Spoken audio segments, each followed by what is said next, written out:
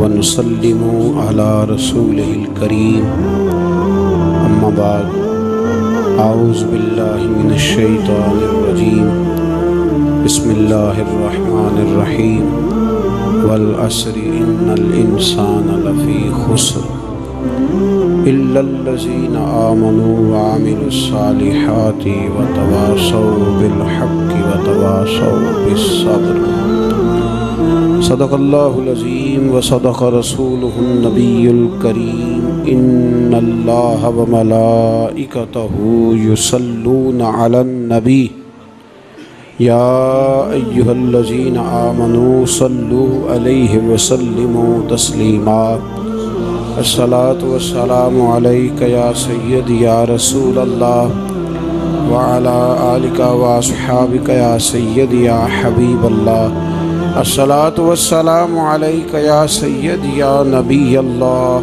وعلى آلك وأصحابك يا سيدي يا رحمة للعالمين اللهم صل على سيدنا ومولانا محمد معدن الجود والکرم وآلہ وبارک وسلم۔ تمام تعریفیں حمد و ثنا، تعریف و توصیف اللہ جل مجدہ الکریم کے لیے، ہر قسم کے درود و سلام نبی محترم، شفیع محتشم، آقا کل، ختم رسول، دانا سبل، احمد مجتبیٰ جناب حضرت محمد مصطفیٰ صلی اللہ تعالی علیہ وسلم کی ذات والا صفات کے لیے قرآن مجید کی سورہ عصر۔ صحابہ کرام علیہم رضوان کی عادت تھی کہ جب کسی سے ملاقات کرتے تو السلام علیکم کے بعد سورہ عصر کی تلاوت کیا کرتے تھے۔ اس کا مقصد ایک دوسرے کو سبق یاد کرانا ہوتا تھا، نئے سرے سے عزم نو کرنا ہوتا تھا۔ اس صورت کے مضامین ایک دوسرے کو یاد کرانا مقصد تھا۔ سورہ بڑی معروف ہے اور قرآن مجید کی جو الفاظ کے لحاظ سے مختصر صورتیں ہیں ان میں سے ایک ہے۔ اللہ تبارک و تعالی نے قسم اٹھا کے کہا والعصر، محبوب مجھے تیرے پاکیزہ زمانے کی قسم ہو، محبوب تیرے خوبصورت وقار والے، خلوص والے، پاکیزہ بھائی چارے والے تیرے زمانے کی مجھے قسم ہو، ان الانسان لفی خسر، بے شک انسان نقصان میں ہے۔ مطلق فرما دیا، تاکید لگا کے، ان الانسان لفی خسر، بے شک انسان نقصان میں ہے۔ یا اللہ سارے، فرمایا الا الذین، سوائے ان لوگوں کے، کون؟ جن میں چار خوبیاں پائی جائیں۔ الا الذین آمنوا، ایک تو وہ ایمان لائیں، وعملوا الصالحات، اور پھر نیک اعمال کریں۔ ایمان لائیں، نیک اعمال کریں، اور پھر چپ نہ کر جائیں، وتواصوا بالحق، پھر حق بات کا اعلان کریں۔ ایمان لائیں، عمل صالح کریں، تیسرا کام کیا کرنا ہے؟ چلیں سارے بولیں گے تو اعلان بھی ہوگا نا، ایسے تھوڑی ہوگا کہ ایک دو آدمی اعلان کرے تو دنیا جاگ جائے۔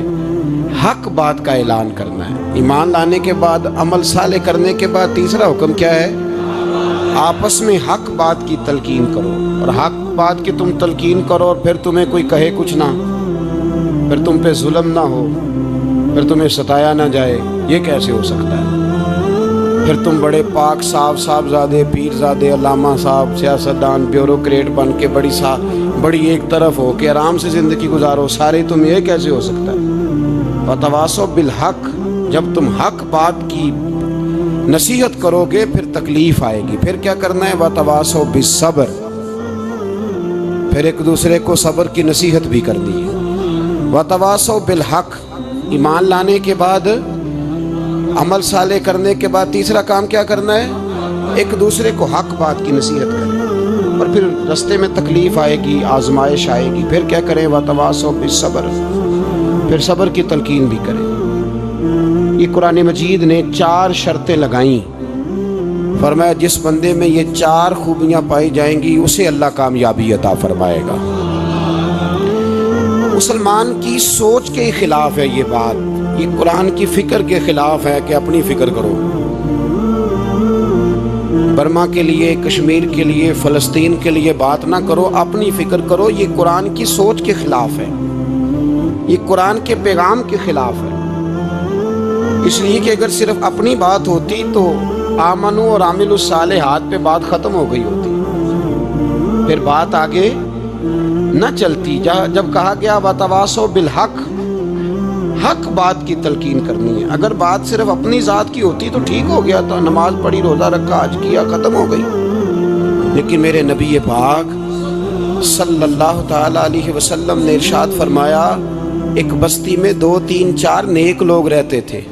میرے پیارے کریم رسول فرماتے ہیں 3 4 بڑے پرہیزگار، متقی، صاف ستھرے صوفی صاحب، درویش صاحب، علامہ صاحب، بڑے جو کہتے تھے بالکل جی میں کوئی بات نہیں کرتا، کسی بادشاہ کو نہیں چھیڑتا، میں تو بس لوگوں کو اللہ اللہ بتاتا ہوں، میرا کوئی تعلق نہیں، کوئی مرے کوئی جیے۔ بڑے نیک، صاف ستھرے، پرہیزگار۔ باقی ساری بستی گناہ کرتی تھی۔ نبی پاک علیہ السلام فرماتے ہیں رب کریم نے کچھ عرصے تک مہلت دی، پھر مشیت خداوندی، اللہ کا قانون حرکت میں آیا تو کہا جبریل ساری بستی تباہ کر دو، تباہ کر دو۔ اللہ مہلت دیتا ہے، مہلت دیتا ہے۔ ہم لوگ سمجھتے ہیں نہیں ہماری سیاسی چالیں صحیح چل رہی ہیں، اللہ مہلت دیتا ہے۔ رب کریم نے فرمایا جبریل انہیں تباہ کر دو۔ تو حضرت جبریل امین علیہ السلام نے عرض کی مولا وہاں تو تیرے 3 4 بڑے نیک بندے بھی رہتے ہیں، بڑے پرہیزگار، سچ بولنے والے، دیانتداری والے، حاجی صاحب، نمازی صاحب، صوفی صاحب، پیر صاحب، بڑے خوبصورت، ان کا کیا کریں؟ میرے محبوب پاک علیہ السلام فرماتے ہیں رب کریم نے فرمایا سب سے پہلے انہیں تباہ کرنا، سب سے پہلے انہیں سب سے پہلے، اور الٹ دو بستی، پہلے ان کا نمبر لگاؤ۔ یا اللہ ان کی کیا غلطی ہے؟ تو غلطی سن لیں، غلطی یہ ہے کہ انہوں نے 2 صفتیں پیدا کی ہیں، اگلی 2 پیدا کیوں نہیں کی؟ الا الذین آمنوا وعملوا الصالحات پہ روک کیوں گئے؟ آگے کیوں نہیں بڑھے؟ اللہ کریم نے فرمایا جبریل دیکھو نا، میری نافرمانی ہوتی رہی اور ان کے چہرے پر کبھی شکن تک نہیں آیا، لوگ میرا قانون توڑتے رہے، انہیں کبھی برا ہی نہیں لگا، گناہ دیکھ کر کبھی خیال ہی نہیں آیا بدلنے کا۔ میرے بھائی امت مسلمہ اپنے لیے تو آئی نہیں دنیا میں، نبی پاک کی اس لیے تھوڑے آئے تھے کہ پیسے کمائیں، دنیا داری کریں، جھوٹ سچ ماریں اور رخصت ہو جائیں، بچے پیدا کریں۔ یہ کام تو ہندو، سکھ، بدھ مت سارے کر رہے ہیں، تو فقط اس کام کے لیے تھوڑی آیا ہے۔ کنتم خیر امت اخرجت للناس، اللہ فرماتے ہیں میرے محبوب کے غلاموں تم بہترین امت ہو، میں نے تمہیں امتوں کے بھلے کے لیے پیدا فرمایا ہے، تمہیں لوگوں کی امامت کے لیے دنیا میں بھیجا ہے۔ اے نوجوان مسلم کبھی یہ تدبر بھی کیا تو نے؟ وہ کون سا گردو ہے جس کا ہے تو ایک ٹوٹا ہوا تارا؟ تو نے کبھی سوچا ہے تو کیا ہے؟ پتہ ہے تجھے؟ روزی کماؤ، روٹی کماؤ، اور اب تو بہت سارے لوگ جھوٹ کی دنیا میں زندہ ہیں، جھوٹ بولتے ہیں اپنے آپ کے ساتھ بھی، دائیں بائیں فراڈ کر رہے ہیں اپنی ذات کے ساتھ، خول بنا لیا اس میں بند ہو گئے، باہر ہی نہیں نکلنا۔ اپنے ملک کی سوچو، اپنی بات کرو۔ علامہ اقبال نے پتہ کیا کہا تھا؟ اقبال نے، یہ سنو جو لوگ کہتے ہیں پہلے پاکستان، برما کے مسلمان بعد میں کشمیر کے مسلمان پہلے سنو اقبال کیا کہتے ہیں۔ اقبال کہنے لگے ان تازہ خداؤں میں بڑا سب سے وطن ہے، ان تازہ خداؤں میں بڑا کون ہے؟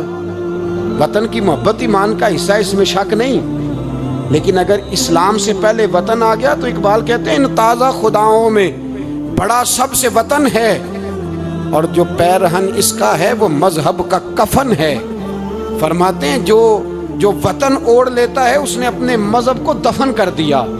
سب سے پہلے پاکستان نہیں، سب سے پہلے رسول اللہ کا دین ہے، سب سے پہلے قرآن ہے، سب سے پہلے نبی پاک کا فرمان ہے، سب سے پہلے امت مسلمہ ہے۔ ان تازہ خداؤں میں بڑا سب سے وطن ہے، جو پیرہن اس کا ہے وہ مذہب کا کفن ہے۔ اور اقبال کہنے لگے قوم مذہب سے ہے، مذہب جو نہیں تم بھی نہیں۔ قوم مذہب سے ہے، مذہب جو نہیں، کوئی نہیں سمجھ آ رہی ہے آپ کو میری بات؟ قوم کس سے ہے؟ پاکستانی ہونے سے، پنجابی ہونے سے، سندھی بلوچی پٹھان ہونے سے؟ نہ، قوم مذہب سے ہے، اور مذہب جو نہیں تم بھی نہیں۔ یہ کیسے ہو سکتا ہے کہ مذہب نہ ہو اور بندہ زندہ رہے؟ یہ کیسے ہو سکتا ہے بھائی؟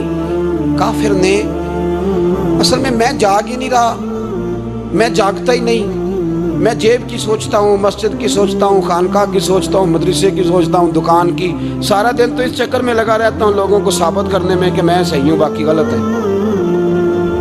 میں تو اپنی ذات کے خول سے اٹھ ہی نہیں رہا، اور مجھے یہ اندازہ ہی نہیں کہ لیبیا سارا کٹ گیا، مصر کے ٹکڑے ٹکڑے ہو گئے، مجھے پتہ ہی نہیں کہ شام، جس کے بارے میں میرے نبی پاک علیہ السلام نے فرمایا مکے اور مدینے کے بعد اللہ نے سب سے زیادہ برکتیں ملک شام میں رکھی ہے، اور حضور نے فرمایا جس نے ہجرت کرنی ہو وہ شام جائے۔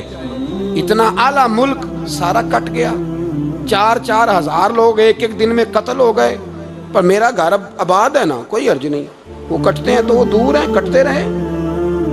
فلسطین میں ہمارے ہاں معراج کی محفلیں بڑی جم کے ہوتی ہیں، سارے لوگ پڑھتے ہیں سبحان الذی اسری بعبدہ لیلا من المسجد الحرام الی المسجد الاقصی۔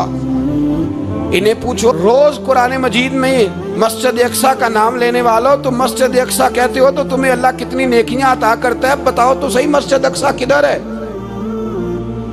اور اب تو میری طرح کے مولوی آدھی حدیث سناتے ہیں، کہتے ہیں مسجد نبی میں ایک نماز پڑھو تو 50,000 کا ثواب، حرم شریف میں پڑھو تو 1,00,000 کا ثواب۔ مولانا حدیث یہاں سے شروع نہیں ہوتی، کھولو تو صحیح کنز المال، پڑھو مسند امام احمد بن حنبل، حدیث تو یہاں سے شروع ہوتی ہے۔ میرے نبی پاک نے فرمایا مسجد اقصی میں جس نے ایک نماز پڑھی 25,000 کا ثواب، اور میری مسجد میں جس نے ایک نماز پڑھی 50,000 کا ثواب، اور اللہ کے گھر بیت اللہ جس نے پڑھی 1,00,000 کا ثواب۔ مسجد اقصی کا تو ذکر ہی چھوڑ گیا ہے، کیوں؟ وہ مسجد جس کی طرف منہ کر کے 15 سال میرے نبی پاک نے نماز ادا کی، کس نے؟ بولیے گا 15 سال تک، 2 ہجری میں 13 سال مکے میں، 2 سال مدینے میں، مسجد اقصی کی طرف جدھر منہ کر کے تیرے اور میرے رسول نماز پڑھتے رہے۔ آج وہ مسجد یہودی کے قبضے میں ہے، کئی جمعے تالا رہتا ہے، وہاں نماز نہیں پڑھنے دی جاتی۔ مجھے کیا لگے اس بات سے؟ میری مسجد میں تھوڑی لگا ہوا ہے۔ ایسی ہوا چلی ہے کہ ہر شخص سوچتا ہے تمام شہر جلے بس ایک میرا گھر نہ جلے۔ بھائی یہ وہ دور ہے جس دور میں ذرا سی بھی کسی شخص کو تکلیف ہوتی ہے تو عالمی میڈیا پہ بات جاتی ہے، موبائل جیبوں میں فوراً تصویریں کیش ہوتی ہیں۔ میں اور آپ، ہمارا اس قوم سے تعلق ہے جس قوم کے بچے کٹ گئے، ذبح ہو گئے، عورتوں کے پستان کاٹ کے برما کے بدھوں نے ان کے کباب بنا کے کھا لیے، چھوٹے چھوٹے بچوں کی لاشیں انہوں نے لٹکا ڈالی۔ اور یہاں میں حکومت کی کیا بات کروں، یہاں کسی سیاستدان کو مکھی کاٹ جائے تو ہمارے پھٹے آباد ہو جاتے ہیں بحث کرنے کے لیے۔ ہمارے اپنے لوگ، عام آدمی نہیں بات کرتا، عام آدمی نہیں نکلتا، عام شخص کو فکر ختم ہو گئی۔ بھائی سب سے بڑھ کر بہترین مسجد کے خطیب امام حسین تھے۔ مسجد نبی سے بڑی بھی کوئی مسجد ہوگی جس ممبر پر رسول پاک بیٹھ کے خطبہ دیا کرتے تھے؟ اور میرے مصطفیٰ کے آستانے سے بڑا بھی کوئی آستانہ ہوگا جس کی سجادگی امام حسین کے پاس تھی؟ کہتے ہیں ہمارا کیا تعلق، ہمیں کیا لگے، جو مرضی ہوتا پھرے۔ امام علی مقام آرام سے مسجد نبی میں بیٹھے تھے، زمانہ پوری دنیا سے جاتا تھا، ہاتھ چومتا تھا، قدموں میں بیٹھتا تھا۔ اتنے بڑی عظمت والی بھی کوئی شخصیت ہوگی جس کے رگوں میں رسول اللہ کا خون دوڑتا ہے، جسے حضور اپنی زبان مبارک اس طرح وہ چوسا کرتے تھے جیسے عرب کے لوگ پیاس کے عالم میں کھجور چوسا کرتے تھے۔ اتنا بڑا بھی کچھ شخص تھا، لیکن جب دین پہ کڑا وقت آیا تو حسین نے مسجد کی خطابت نہیں بچائی، آستانہ نہیں بچایا۔ امام علی مقام نے کہا کوفہ لٹتا ہے تو لٹتا رہے، دمشق میں فساد ہوتا ہے تو ہوتا رہے، وہ ملک شام کی بچیاں رو رہی ہیں تو روتی رہیں کہ ہم پہ یزید قابض ہو گیا، میری مسجد آباد ہے، کافی ہے۔ ना, इमाम हुसैन निकले और निकल के कहने लगे जन्नतुल बकी वाली जगह पे खड़े होके, या रसूल अल्लाह मैं जा रहा हूँ और आपके लिए जा रहा हूँ, इसलिए कि मुझे उस शाम को बचाना है जिस शाम में रसूलुल्लाह का कलमा पढ़ने वाले लोग बसते हैं। मुझे कूफा, दमिश्क, मिस्र के लोगों को बचाना है। नाना तेरे करम के खजीने की खैर हो, मैं जा रहा हूँ तेरे मदीने की खैर हो। निकल खड़े हुए इमाम अली मकाम, मैदान में निकले। किसके खिलाफ?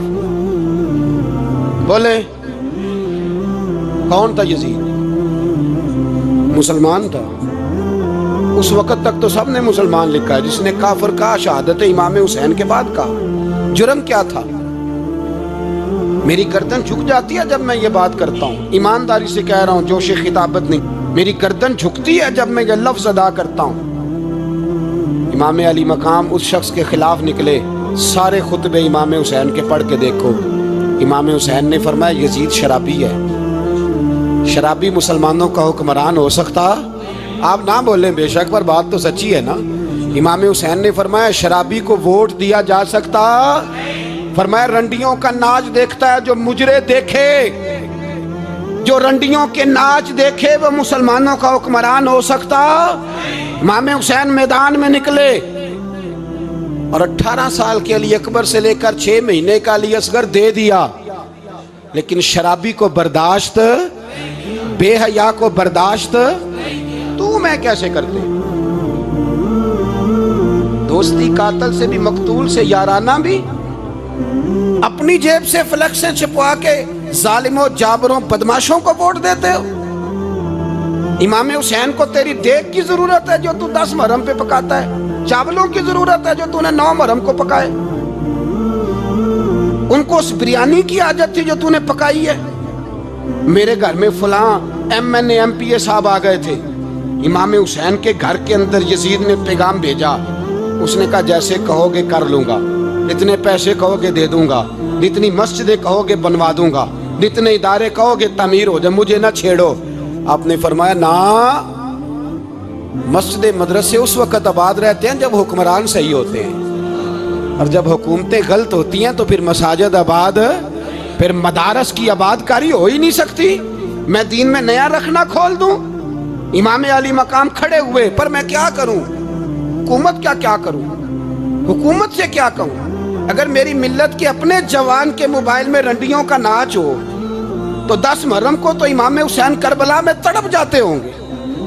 अगर 9-10 मुहर्रम को जो निकला इमाम अली मकाम की बात करने के लिए, वो नौजवान अगर सिगरेट का, शराब का, बदमाशी का आदी हो तो हजरत अली असगर कहेंगे ना मेरी कुर्बानी का क्या बना? वो तो निकले थे उरियानी और फाशी के खिलाफ। और अगर मिल्लत का जवान रोज चौक में खड़े होकर लड़कियों को ताड़ता हो तो हजरत अली अकबर तो अपनी कब्र में रोते होंगे कि ये इस कौम के लिए जान दे दी जो आज यजीदी तरीकों पे अमल कर रही है, जो सारी रात गंद देख के सोती है, जो सारी रात बेहयाई, फाशी और उरियानी में लगी रहती है। इन लोगों के लिए जान दे दी। इतना जुल्म उन शहीदों के साथ। और 10 मुहर्रम को देग पका के कहता है मैं इमाम हुसैन का मानने वाला हूँ, मैं इमाम अली मकाम से प्यार करने वाला हूँ। ना भाई ना, दो रंगी छोड़ के यक रंग हो जा, सरासर मोम हो जा या संग हो जा। उम्मत मुस्लिमा को बेदार होना पड़ेगा। इमाम अली मकाम मैदान में निकले, डट के निकले, और इमाम ने फरमाया मैदान में निकल कर कि मेरा वतन मदीना है, मेरा वतन मदीना है, पर मदीना बाद में, रसूलुल्लाह का दीन पहले। तू पाकिस्तान की बात करता है। इमाम अली मकाम ने फरमाया मदीने की शरीयत बाद में, रसूलुल्लाह का दीन पहले, और तेरे तो बच्चे आम से हैं। इमाम हुसैन ने फरमाया मेरी गोद में जो बच्चे हैं वो रसूलुल्लाह के नवासे हैं, पर बच्चे बाद में, नबी पाक का दीन पहले। आपने फरमाया तेरी बेटी बड़ी बावकार होगी, उसकी बड़ी इज्जत है। तू कहता है बेटी की वजह से ब्लैकमेल हो गया, लेकिन जो शान खुदा ने हुसैन की बेटी को अता फरमाई, जिन बच्चियों का सर का बाल नंगा हो जाए, सर का बाल नंगा हो जाए, तो इमाम शौरानी फरमाया करते थे अगर मदीने में किसी सैयदजादी के सर का बाल नंगा होता था तो सूरज अपना मुंह छुपा लिया करता था, सूरज छुप जाता था। बादलों की ओट में। और मदीने वाले समझ लेते थे कि घर में काम करते करते किसी सैयदजादी के सर का कोई बाल नंगा हो गया। उन शहजादियों का इतना वकार। और इमाम अली मकाम ने फरमाया बेटियों की फिक्र बाद में, रसूलुल्लाह का दीन पहले। पहले रसूलुल्लाह का दीन। कौम मजहब से है, मजहब जो नहीं तुम भी नहीं। याद रख मेरे भाई, इमाम अली मकाम रदी अल्लाह ताला अन्हु ने मैदान में निकलकर पहले मजहब की बात की। और आज दीन नबी दा वांग यतीमा रोवे ते कुरलावे ते आखे मैं किथों लब्बा उमर बहादुर, मैं किथों लब्बा उमर बहादुर जेड़ा मैनू सीने लावे। मासूम बच्चे, मासूम। आज तक किधर है तुम्हारा अक़वाम मुत्तहिदा? बुलाओ ना इसे। भीख मांगते फिरते हो काफिरों से, भीख मांगते हो। बच्चा शाम को घर ना आए तो माँ दरवाजे पे नजर लगा कहती बेटे टाइम पे आ जाया कर, मुझे नींद नहीं आती। वक्त पे। बर्मा की उस माँ से भी जाके पूछो जिसका बच्चा पलट के आया ही कोई नहीं, आया ही नहीं, उससे भी पूछो। बच्चे ने आधी रात को रोटी मांग ली तो फालज ज़्यादा माँ, वो फालज था, वो रेंगती हुई उठी और उसने अपने लाल को रोटी पका के दी। बाप कहता रहा चल छोड़, सो जा बेटे तेरी अम्मा। उसने कहा नहीं मुझे नींद नहीं आती, बेटा भूखा है। उस माँ से भी कभी पूछ, उस माँ से जो बांग्लादेश के खेमे में बैठी है। तो BBC लंदन का रिपोर्टर कहता है कि तेरी ख्वाहिश क्या है? कहती कोई भी नहीं, चलो 2 दिन के बाद ही सही मेरे बेटे को एक रोटी दे जाया करो। ये रोटी मांगता है मुझसे, मैं किधर से लाऊं? ये लवारिस कौम है, मैं हुक्मरान से जाके बात करूं? जब मेरा अपना नमाजी मुसलमान कहता है पहले पाकिस्तान के बच्चे तो पाल लो। मेरे भाई तुझे खबर ही नहीं, ये तो जाना तो कभी गुंबद खजरा पे। तो मेरे मुस्तफ़ा ने फरमाया मन अज़ा मुस्लिम फ़क़द अज़ानी। फरमाया जब मेरा मुसलमान तकलीफ में होता है तो मैं गुंबद में तकलीफ में होता हूँ, मुझे दर्द होता है, मुझे अजियत होती है। पूछ जाके महबूब पाक से। मेरे अजीज किसी को गम ही नहीं इन लोगों का, किसी को परवाह ही नहीं, कुछ सोचता ही नहीं इनके बारे में। मैं अपने घर में मस्त हूँ, आप अपने घर में मस्त हैं। मेरे रसूलुल्लाह की उम्मत लुट गई सारी, जगह जगह तबाही। 1 इंच धरती पर जमीन ऐसी नहीं जो काफिर की ओर खून बहता हो। एक रेमंड डेविस अमरीकी कुत्ता यहाँ बंद था मुसलमानों के कत्ल में। उन्हें अपनी कौम की इतनी फिक्र थी, वो रातों रात छुड़ा के ले गए। लेकिन मेरी और तेरी बहन आफिया सिद्दीकिया सालों से बंद है। तड़प के पूछा है मुसलमानों ने कि उसकी गलती तो बताओ, उसका कसूर नहीं पर वो बंद है। कोई नहीं बात करने वाला, कोई नहीं। मस्जिद जाने, जुमा तो पढ़ाना है, उसमें गर्ज नहीं। दर्द है कि नहीं क्या, उसमें तो इतना पता है कि घंटे तकरीर है करनी है। पीर साहब सुबह से शाम तक तावीज़ लिखते, सियासतदान सुबह से शाम तक जनाजा भी तब पड़ता है कि मुझे वोट मिलेंगे। ताजर कहता है बस दुकान चलनी चाहिए, मर जाए मेरी तरफ से सारी दुनिया, बस करो, इस खौल से बाहर निकलो। ए नौजवान मुस्लिम, कभी ये तदब्बुर भी किया तूने, वो कौन सा गर्दू है जिसका है तू एक टूटा हुआ तारा? तूने सोचा ही नहीं कभी, तुझे कभी खबर ही नहीं हुई कि ये किस कदर बड़ा काम था? मेरे रसूल पाक सल्लल्लाहु अलैहि वसल्लम के गुलामों जागो। मैं दुआई देता फिरता हूँ, मैं कहता हूँ जट बन के बड़ा जी लिया, बट राई अंसारी बन के बड़ा जिया। बस कर दो, बस कर दो। अब मुसलमान बन के जीना सीखो। अब अपनी पहचान रसूलुल्लाह की गुलामी बनाओ। अब कहो पहले दीन, बाकी हर चीज बाद में। बस करो, बहुत हो चुका हमारे साथ, अब थोड़ा जागो। मैं बहुत सारी बातें दिल में लेके आया था जो आपसे करनी थी, पर ये लफ्ज़ हैं कि टूटते ही जा रहे हैं। बात है कि सिमत का तायुन ही नहीं हो पा रहा। मेरे भाई, मैं तो कभी कभी सोचता हूँ लगता है रब भी नाराज़ हो गया है और हमें मनाने का तरीका भी भूल गया है। ना हमारी मस्जिदों में तहज्जुद पढ़ी जाती है, ना किसी को नमाज तौबा याद रही, ना कोई इस्तिस्का वाला है, कोई नहीं। जो पीर साहब के पास जाके बैठता है थपकी देते हैं, कहते हैं जा तेरा काम हो जाएगा, मौज कर। कभी नहीं को कहता तौबा भी कर, इस्तिगफार भी पढ़, ये दाढ़ी पूरी कर, दीन रसूलुल्लाह का इसकी तरफ तू तवज्जो कर। कोई तबलीग ही नहीं करता, سارے پھوکا پھاکی پہ لگ گئے ہیں، کوئی خیال ہی نہیں آ رہا کسی شخص کو کہ ہماری تباہیوں کا سبب کیا ہے؟ کہ علاقہ تک قبرص فتح ہوا، تمام لوگ نعرے لگا رہے ہیں۔ حضرت ابو ذر غفاری کونے میں بیٹھ کے رونے لگ گئے۔ مسلمانوں کو فتح ملی، سب لوگ نعرے لگا رہے ہیں، خوشی ہو رہی ہے کہ علاقہ فتح ہو گیا۔ حضرت ابو ذر غفاری رونے لگے اور تڑپ کے روئے۔ لوگوں نے کہا ابو ذر کیوں روتے ہو؟ آپ فرمانے لگے یہ لوگ برسوں سے قابض تھے اس شہر پر، یہ جن لوگوں سے آج ہم نے لیا ہے یہ برسوں سے، دل کے کانوں سے کھل سننے والی بات ہے، فرمانے لگے یہ برسوں سے قابض تھے، انہوں نے اللہ کی نافرمانی کی ہے تو آج علاقہ ان کے ہاتھوں سے نکل گیا ہے۔ میں رو اس لیے رہا ہوں کہ خدایا کہیں ہم سے بھی نافرمانی نہ ہو اور یہ ہمارے ہاتھوں سے بھی نہ نکل جائے۔ شام نکل نہیں گیا ہمارے ہاتھوں سے، لیبیا نکل گیا، مصر نکل گیا، عراق نکل گیا، افغانستان نکل گیا، اور اگر دیکھو تو بالواسطہ بلا واسطہ ہر جگہ کافر کا ڈیرا، وہ رو رہے ہیں، کہتے ہیں جب قوم اللہ کی نافرمانی کرتی ہے تو علاقے نکل جاتے، تڑپ رہے ہیں۔ مجھے کوئی فکر نہیں، کوئی نہیں رویا مصر کے جانے پر، کوئی نہیں رویا لیبیا کی تباہی پر، شام کے بچوں پہ کوئی نہیں رویا۔ ہم لوگ یہاں عید مناتے رہے، عید پر لوگ نئے کپڑے لیتے رہے اور برما کے مسلمانوں کو کفن تک نصیب نہ ہوا، کوئی نہیں تڑپا ان لوگوں پر، کسی کو خیال نہیں آیا۔ صاحب امام علی مقام کی فکر کو سمجھو، اس پر غور کرو، بس کر دو، نیند بڑی لمبی ہو گئی، اب اٹھو اس بیداری سے، اٹھو۔ جب قومیں نافرمانی کرتی ہیں تو ملک چھن جاتے ہیں، اور کافر باری باری کر کے باریاں لگا رہا ہے، باری باری تمہیں کئی دفعہ دھمکیاں دے چکا ہے، وہ تمہارا نمبر کئی دفعہ لگا چکا ہے، اب خواب غفلت سے اٹھ جاؤ، آگ پیروں تک آ گئی ہے، ایسا نہ ہو جلا ڈالے سارا کچھ۔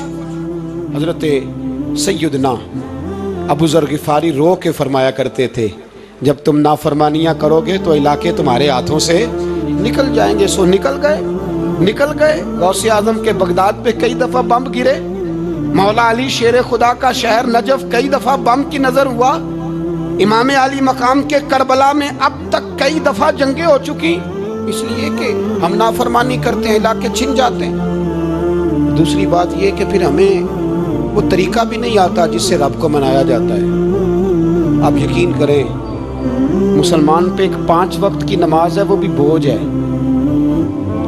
2.5 گھنٹے کی تقریر اور 5 منٹ کی جماعت میں لوگ بھاگتے پھرتے ہیں، بڑا مشکل ہے۔ آج تک مسلمان ایک 5 وقتہ نماز پڑھنے کے لیے بہانے ڈھونڈ رہا ہے ابھی تک، تو وہ مسلمان کہاں سے آئیں گے جو رات کو رویا کرتے تھے، راتوں کو اٹھ کے روتے تھے تو سویرے اللہ کافر کے مقابلے میں اتنی مدد کرتا تھا کہ 10 مسلمان لاکھوں کو بھگا دیا کرتے تھے، اس لیے کہ مدد کس کی شامل ہوتی تھی؟ بول کے بتائیے کون مدد کرتا تھا؟ کیونکہ دیکھیں نا یہ ہمیں طریقہ بتایا نبی پاک نے۔ اللہ حضور سے راضی تھا کہ نہیں؟ یار اس پہ جلدی جلدی بولو، اللہ راضی تھا نا؟ تو بدر کی رات حضور کیا کرتے رہے ساری رات؟ ساتھ نہیں تھا اللہ؟ وہ تو وہاں سے فرما رہا ہے غار ثور سے، ان اللہ معنا، محبوب کہہ دے کہ اللہ تیرے ساتھ ہے۔ وہاں تھے محبوب کہہ رہے ہیں اللہ ہمارے ساتھ ہے، وہاں سے اللہ ساتھ تھا، پر ساری رات بدر کی ساری رات۔ اور دعا کا رنگ کیا تھا؟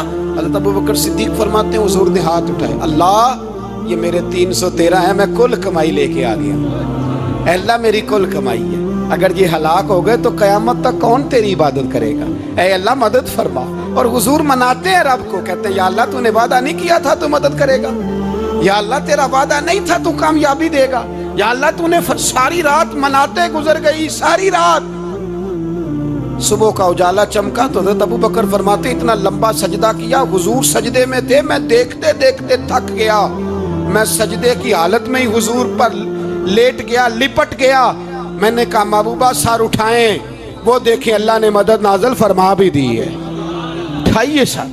حضور نے اللہ کو منایا، نبی پاک منایا کرتے تھے، ہم اب سجدوں میں بھی نہیں جاتے، اتنی سو گئی امت، سجدوں تقریروں سے انقلاب لانا چاہتے ہیں۔ ہم خالی نعروں سے انقلاب برپا کرنا چاہتے ہیں؟ لوگ جب روتے تھے بوڑھے لوگ سجدوں میں، اور عالم فاضل صوفی کی تو کیا بات ہے نا، وہ تو اللہ کے نمائندے ہیں کہ جس کے صرف سفید بال ہو جائیں، میرے نبی پاک علیہ السلام نے فرمایا رب تو ان کی بڑی عزت کرتا ہے، ان کی بڑی۔ اور میرے نبی پاک نے فرمایا گناہگار مومن بھی جب دعا کے لیے ہاتھ اٹھاتا ہے تو اللہ فرماتا ہے فرشتوں اسے خالی نہ لوٹانا، مجھے شرم آتی ہے اسے خالی۔ پر تو اٹھاتا ہی نہیں، تو اسے مناتا ہی نہیں، تو کبھی لپٹا ہی نہیں، تو نے کبھی کہا ہی نہیں کہ یا اللہ آ میں تجھے لے جاؤں حضرت سعد بن ابی وقاص کے پاس۔ قادسیہ کی جنگ ہو رہی تھی، کافر بلا رہا تھا آؤ اگر کوئی ہے تو آؤ، آؤ مقابلے میں۔ حضرت سعد بن ابی وقاص نے گھوڑے دوڑا دیے، دشت تو دشت ہیں صحرا بھی نہ چھوڑے ہم نے، بحر ظلمات میں دوڑا دیے گھوڑے ہم نے۔ حضرت سعد بن ابی وقاص نے گھوڑے دوڑائے، آگے دریا آ گیا، کوئی پل نہیں، کوئی شے نہیں، اسلام کی عزت کا سوال ہے۔ حضرت سعد بن ابی وقاص نے ہاتھ اٹھائے اور کہا اے اللہ اگر تو موسیٰ کی نافرمان قوم کو رستہ دے سکتا ہے تو تو ہمارے دلوں کو جانتا ہے، ہم تو اپنے رسول کے فرما بردار غلام ہیں۔ آنا مہربانی کر کی اگر تو نے دل مسلم کی دل جوئی نہیں تو ہمیں تانا دیں گے بت کے مسلم کا خدا کوئی نہیں۔ کہا اے اللہ مہربانی فرما اگر تو حضرت وَإِذْ فَرَقْنَا بِكُمُ الْبَحْرَ فَأَنْجَيْنَاكُمْ وَأَغْرَقْنَا آلَ فِرْعَوْنَ، اگر تو حضرت موسیٰ کی قوم کے لیے دریا پھاڑ سکتا ہے تو ہم تو نبی پاک کے غلام ہیں۔ صحابہ کہتے ہیں جناب سعد نے دعا مانگی تو دریا نے رستہ عطا فرما دیا۔ یار تو دعا بھی نہیں مانگتا؟ حضور نے فرمایا دعا صلاح المومن، دعا مومن کا ہتھیار ہے، تو نے یہ بھی چھوڑ دیا ہے۔ اب تو باتیں کر کے تبصرے کر کے ٹی وی دیکھ کے اپنی رائے قائم کر کے کمنٹس کر کے سو جاتا ہے، یہ بھی سوتا خشک ہو گیا، تو دعا تک نہیں مانگتا۔ فرماتے ہیں دعا مانگی تو دریا نے رستہ دیا، اور جب اس کنارے نکلے تو حضرت سعد کہنے لگے کسی کی کوئی شے تو نہیں رہ گئی دریا میں، کوئی چیز تو نہیں رہ گئی۔ ایک صحابی کہنے لگے پیالہ رہ گیا ہے، تو حضرت سعد فرمانے لگے او دریا ہمارا پیالہ واپس نہیں کر دیتا؟ تو کہتے ہیں کہ لہر آئی تو پیالہ بھی باہر پھینک گئی۔ او بھائی ہم اسی رسول کا کلمہ پڑھتے ہیں جن کا حضرت سعد بن ابی وقاص نے کلمہ پڑھا تھا، اور کسی جگہ میرے نبی پاک نے نہیں فرمایا اللہ صحابی کی سنے گا بعد میں آنے والوں کی نہیں سنے گا، کسی جگہ نہیں کہا۔ پر تو کشکولے دعا بھی نہیں اٹھاتا، مصیبت میں بھی اب یاد خدا ہم کو نہیں آتی، دعا منہ سے نہ نکلی جیبوں سے عرضیاں نکلی، تو یہ کام بھی نہیں کرتا۔ میرا دل کرتا تھا چلو اور کچھ نہ ہو مسجدوں میں اجتماعی دعا ہی ہو جائے، پر اس طرف بھی توجہ نہیں، وہاں بھی کہتے ہیں مولوی صاحب جلدی کرو گھر جانا ہے، اتنی لمبی دعا، اور کمنٹس کر رہے ہیں لوگ کہتے ہیں آپ اپنے گھر کی سوچیں۔ میرے بھائی دعا، صلاح الدین ایوبی فلسطین کی جنگ لڑ رہے تھے، خبر آئی کہ عیسائیوں کا ایک بحری بیڑا بحری جہاز اسلحہ لے کے آ رہا ہے، نیزے ہیں تلواریں ہیں تیر ہیں۔ صلاح الدین ایک بزرگ تھے ان سے ملے تو کہنے لگے بابا جی آپ بھی دعا کرو، میں بھی دعا کرتا ہوں، مسلمانوں کے پاس پہلے اسلحہ نہیں، عیسائیوں نے اور منگا لیا ہے، کہیں ایسا نہ ہو مسلمانوں کے خلاف اتنا اسلحہ استعمال ہو۔ یہ بات کہی، بابا جی کو دعا کا کہا، خود مسجد اقصیٰ میں ساری رات روتے رہے۔ صلاح الدین ساری رات، ہمارا حکمران جسے ربنا آتنا فی الدنیا پوری نہیں پڑھنی آتی، اور اب تو ایسے پیر آ گئے ہیں میدان میں جو سورہ فاتحہ سیدھی نہیں سنا سکتے الا ماشاءاللہ۔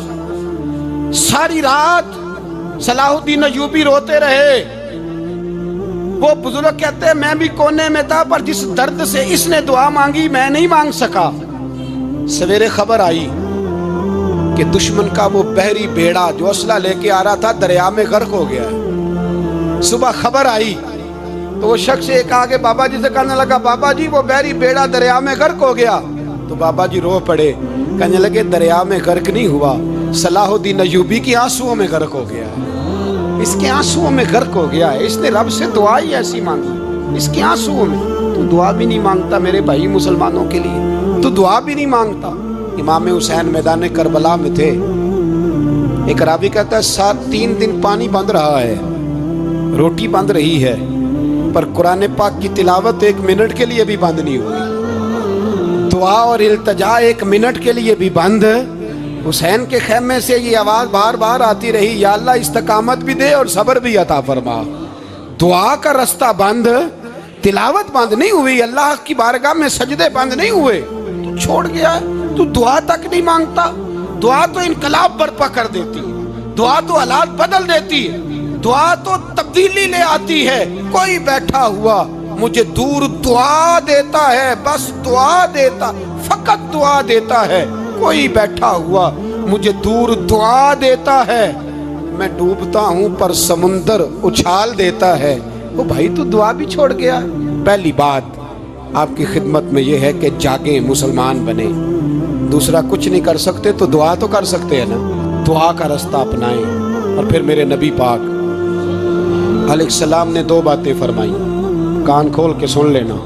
दो बातें हुजूर ने फरमाया, एक वक्त आएगा कि मेरी उम्मत के खिलाफ काफिर एक दूसरे को आवाजें देंगे, आओ मुसलमानों को मारे, आओ मुसलमानों। तो सहाबा ने कहा, या रसूलल्लाह क्यों, हम थोड़े हो जाएंगे? फरमाया नहीं, तुम बहुत ज्यादा होंगे। 56 इस्लामी मुल्क है दुनिया में, कितने बोल के बताना। इतना सा बर्मा है,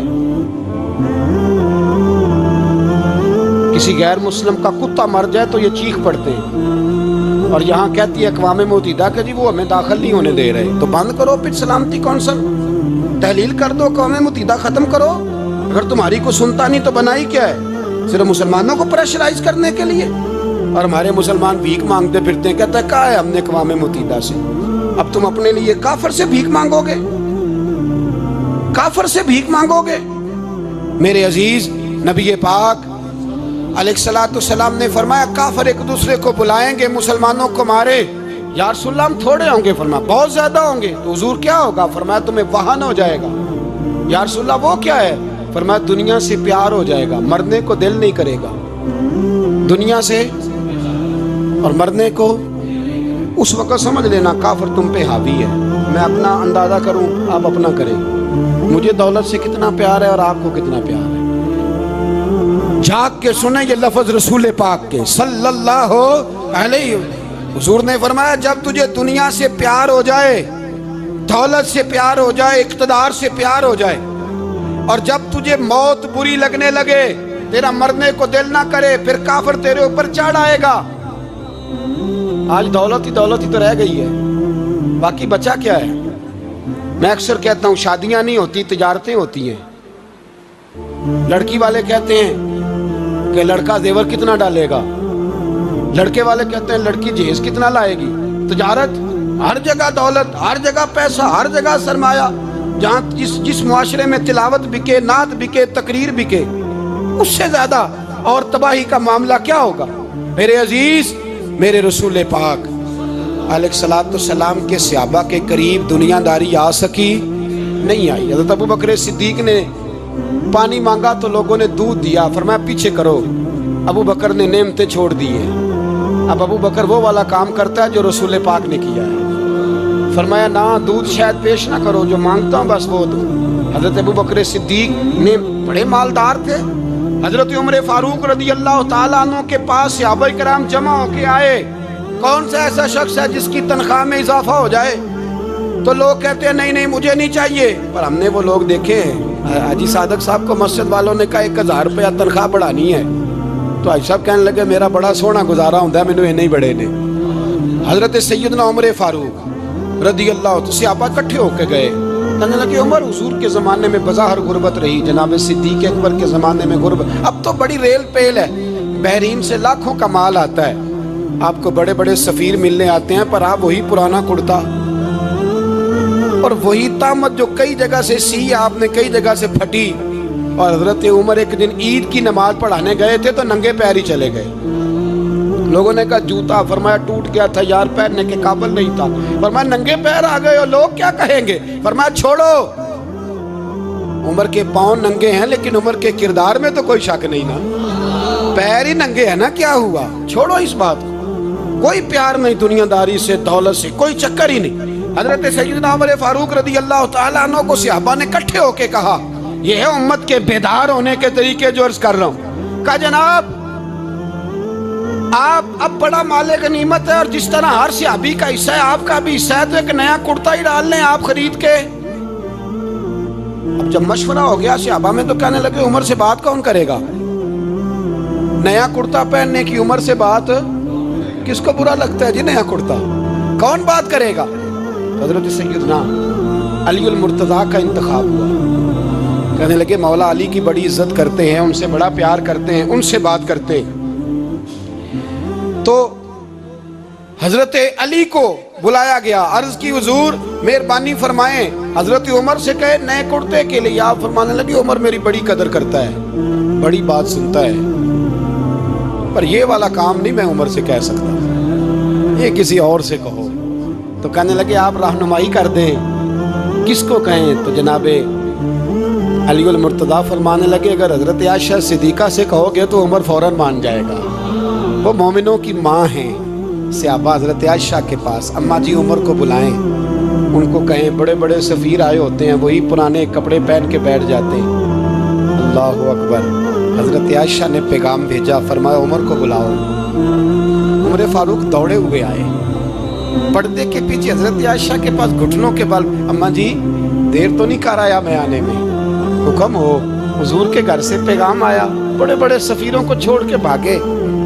حضرت عائشہ صدیقہ کہنے لگی عمر دیکھو جائز پیسے ہوں تو اسلام اچھے لباس سے منع نہیں کرتا، اب بڑا بڑا مال آیا ہے، اب تیرا بھی حصہ ہے، تو صحابہ کرام کی خواہش ہے کہ نیا کرتا پہن لو، بڑے بڑے سفیر آتے ہیں، حرج بھی کوئی نہیں، جائز بھی ہے، کو منع نہیں۔ حضرت عمر نے گردن جھکا، جی اماں جی، جی اماں جی، جی اماں جی۔ حضرت عائشہ کہتی ہیں بات ختم ہوئی، عمر نے گردن اٹھائی تو عمر کی داڑھی آنسوؤں سے بھری ہوئی، کہتی ہے مجھے کہنے لگے اماں جی میں تو صرف مسجد میں دیکھا کرتا تھا، آپ تو مصطفیٰ کو دن رات دیکھتی تھی، جس طرح کے کرتے آمنہ کے لال نے پہنے ہیں مجھے بھی پہنا دو، میں تیار ہوں، میں پہن لوں گا، میں تیار ہوں، پر جس طرح کے میرے نبی نے پہنے۔ حضرت عائشہ کہتی ہے میں پھوٹ کے روئی، میرا پلو آنسوؤں سے بھر گیا۔ فرماتی ہیں میں عمر کی بات سنتی گئی تو میرا پلو آنسوؤں سے، میں نے کہا عمر تو جا، تو ٹھیک ہے۔ فرماتی عمر فاروق سلام کر کے اٹھے، امیر المومنین چلے گئے، اس کونے میں صحابہ چھپے ہوئے تھے، وہ آئے، کہا اماں جی کیا بات ہوئی؟ تو میں پھر رو پڑی۔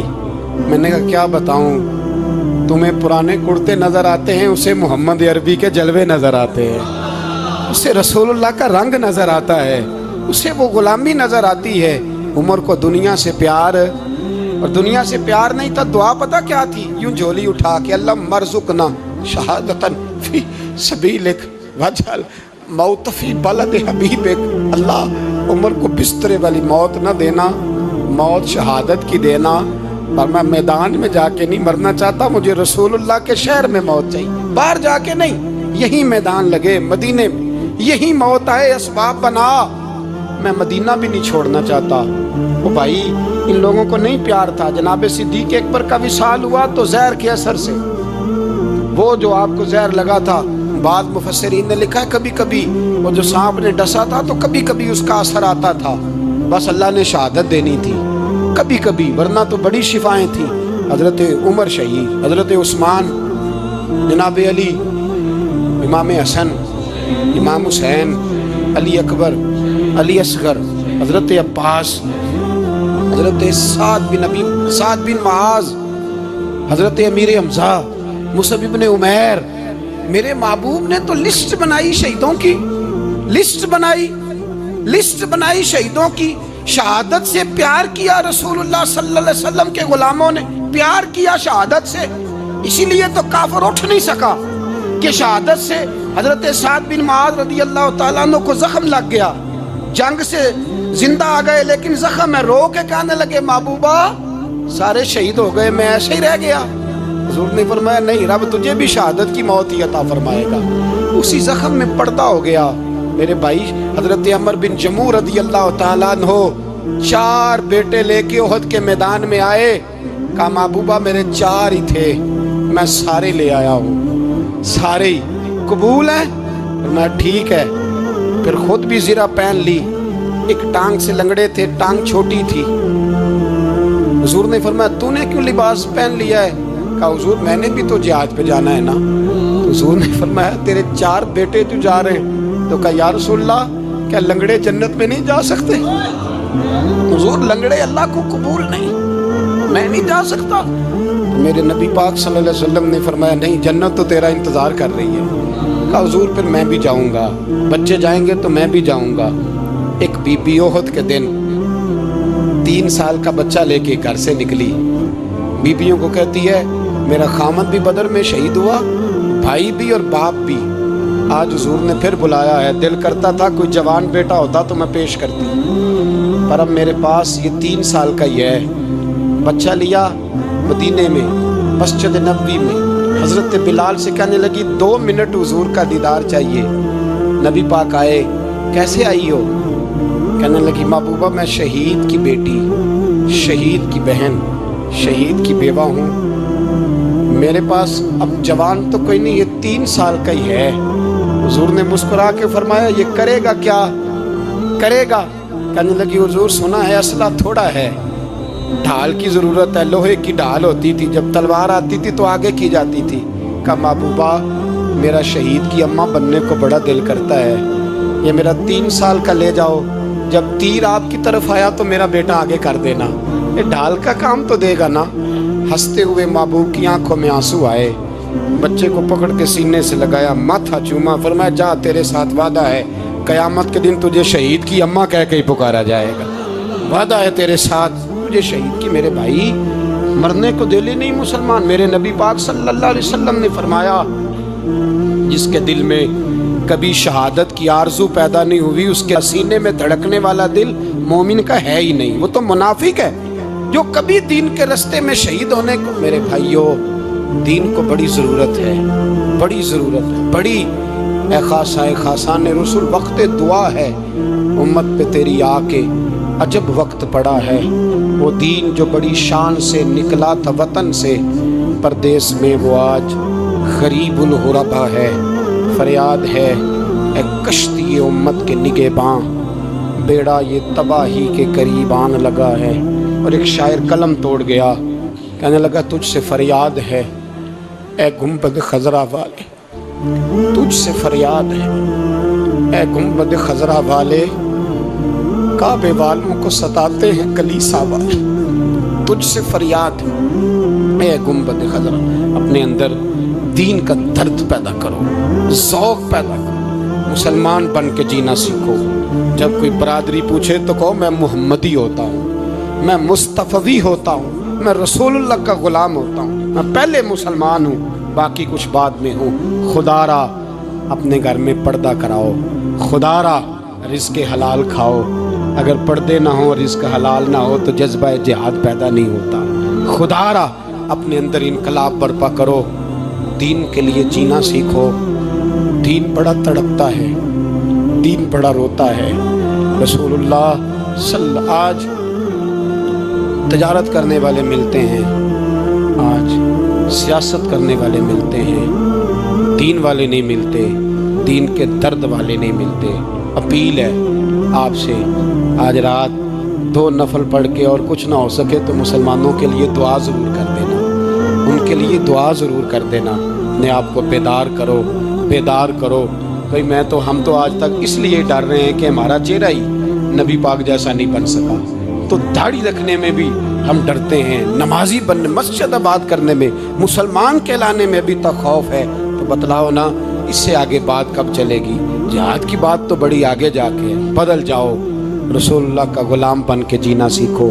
نبی پاک صلی اللہ علیہ وسلم کی غلامی کا پٹا اپنے گلے میں ڈالو. یہی امام حسین کی سوچ ہے, یہی امام علی مقام کا پیغام ہے. اس کو کبھی فراموش نہ کرنا.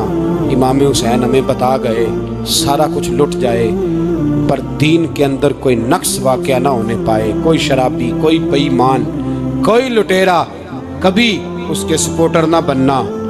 ہمیشہ وہ کسی شاعر نے کہا تھا ہم سے نہ رقم ہوں گے قصیدے یزید کے.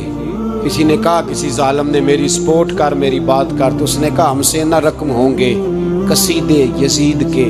کیونکہ ہم لوگ تو حسین کے سیرت نگار ہیں، ہم لوگ تو حسین کے سیرت نگار ہیں۔ یہ محرم کے جو دن ہے یہ انقلاب کے دن ہے، رونے پیٹنے کے نہیں، انقلاب کے دن، جذبوں کی بیداری کے دن، ظلم کی آنکھوں میں آنکھیں ڈالنے کا جذبہ پیدا کرنے کے دن۔ اس کو اسی رنگ میں لو۔ اے خالق کائنات، اپنے محبوب کی امت پہ رحم فرما اور اپنے فضل سے ہمیں دلوں میں جذبہ جہاد اور شوق شہادت عطا فرما۔ آخر دعوانا ان الحمد